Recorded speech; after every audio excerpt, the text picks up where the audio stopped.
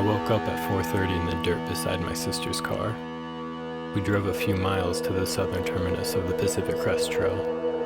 I dreamt of going for the speed record on this trail for many years, and now here I was. More than anything, I just wanted to make it all the way to Canada, but it wasn't meant to be. After my unexpectedly cold warm-up hike 1,300 miles north on the PCT, my body was having a hard time reacting to the heat. By the third day, I started to vomit back up anything I ate or drank, so I quit. A week later, I went back, but my heart was no longer in it. The second day, I veered off trail and made my own way back to San Diego. I was hopeless and planless, but I tagged along with my friend up to Tahoe. While scrambling around Aloha Lake, I received a message from Garret Christensen. I've got a route through the Alaska Range, pack rafting included, and I'd love to have company. It took a couple days for me to realize, but it was exactly what I needed, so I promptly rented a car, drove to Washington, got my car, and tagged the Ruby Crest Trail before getting to work in Utah.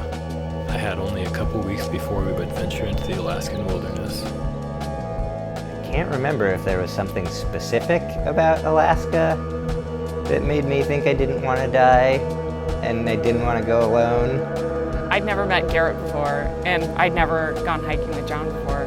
The first time we're going to try this out is in Alaska. Those sections where we have to go through Alder is going to be like super slow. 3 hours to go 1 kilometer. I don't think it's going to be possible. And I'm like, we have these dreams, let's go after them, whatever happens, happens, but in 48 hours I'll be in Alaska. That's insane.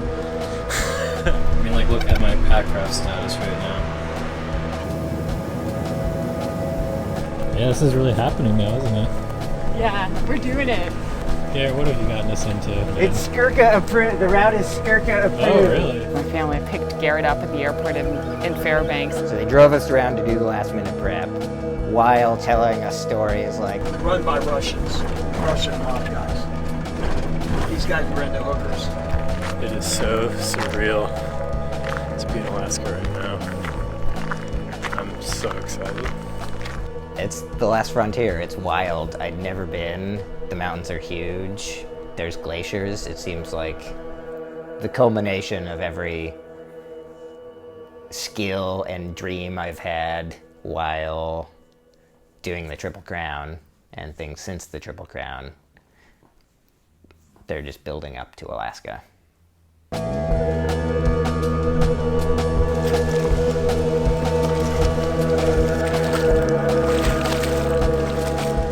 Well, it looks like fall's coming. Oh, jeez. It's August. And so we began the Alaska Range. It had been traversed by foot and packraft only once before, but it took them triple the time that we had allotted. It was ambitious, but we were all ambitious people. Garret is one of 2 people to ever hike the 3,000-mile-long Continental Divide Trail twice in a single year, from Mexico to Canada and back again. Daisy averaged 40 miles per day on her Pacific Crest Trail through hike a few years ago, on the heels of a spinal fusion surgery. Garret is a successful economist. Daisy aspires to be a space doctor. But none of us had previously been to Alaska, nor had any of us ever packrafted. But we were united in this adventure to the oft-rumored wild lands of Alaska. You're the tallest. Our first day greeted us with large rivers, dense brush, and surly hunters. We stumbled upon a few rough tracks. We traversed steep, brushy hillsides. We got sucked into knee-deep mud. We were in Alaska. So we've just been doing all that even though there's a road. Just been doing a ton of crossings of this river and bushwhacking, and we've probably just been a road the whole time. It's pretty goofy.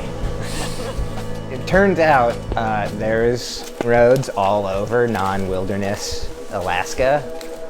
This became the trail for a while. Mm-hmm. They're all just in jumbled pieces because they're washing out. You're always playing that game of trying to be like, has some hunter been here before and left a road for me, or do I just need to bushwhack?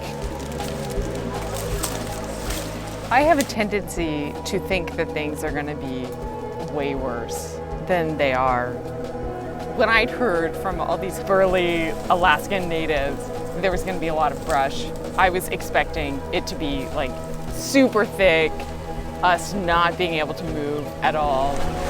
You don't feel comfortable, turn around. It's a toss-up who had more trouble with the streams, me or Daisy. The river fords were worse than I expected.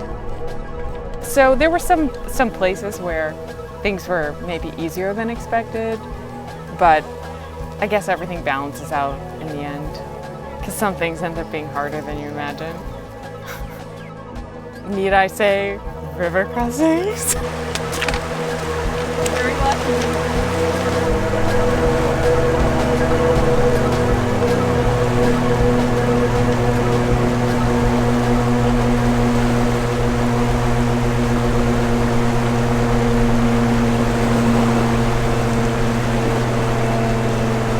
You got it!